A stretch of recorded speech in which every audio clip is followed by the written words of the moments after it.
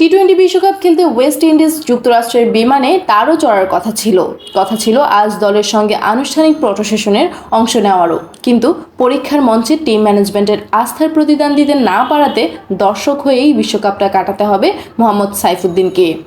আইসিসিকে পাঠানোর প্রথম তালিকায় থাকলেও জিম্বাবুয়ে সিরিজে আস্থার প্রতিদান দিতে না পারাতেই মূলত স্কোয়াড থেকে ছিটকে গেছেন সাইফুদ্দিন। এ নিয়ে বুধবার সংবাদ সম্মেলনে বিসিবি বাংলাদেশের অধিনায়ক এবং কোচ ব্যাখ্যা দিয়েছেন। এবার সাইফুদ্দিনের বাদ পড়া নিয়ে মুখ খুললেন বিসিবি সভাপতি নাজমুল হাসান পাপনও। বুধবার মিরপুরে বাংলাদেশ দলের আনুষ্ঠানিক ফটো সেশনে তিনি বলেন, এখানে ইস্যুটা হচ্ছে এখানে সাইফুদ্দিন থাকতেই পারতো, মানে সাইফুদ্দিন থাকলেও কোনো সমস্যা হতো না, না থাকলেও যে বহুলস্থুল কিছু হয়েছে তা আমি মনে করি না। অন্য এক প্রশ্নে পাপন বলেন, আমি মনে করি যে 3 পেসার খেলবে, সেখানে প্রথম পছন্দ অবশ্যই থাকবে তাসকিন, মুস্তাফিজুর ও শরীফুল। এখানে আরেকজনের ঢোকার সম্ভাবনা খুবই কম। যদি আমাকে জিজ্ঞেস করেন তবে আমার কথায় কেউ প্রভাবিত হবে না। এদিকে টাইগারদের বিশ্বকাপ স্কোয়াডের সঙ্গে ট্রাভেলিং রিজার্ভ হিসেবে যাবেন হাসান মাহমুদ ও আফিফ হোসেন ধ্রুব। হাসানকে হঠাৎ দলে নেওয়ার বিষয়ে বিসিবি সভাপতি জানান, তারপরও আমি বলছি যদি কেউ চোটে পড়ে সেক্ষেত্রে ওরা নিয়ে যাচ্ছে হাসান মাহমুদকে। আমার ধারণা হাসান মাহমুদকেই খেলাবে, তাই এখানে অতিরিক্ত একজনকে নিয়ে যাচ্ছে যদি তেমন কোনো কন্ডিশন মনে হয়।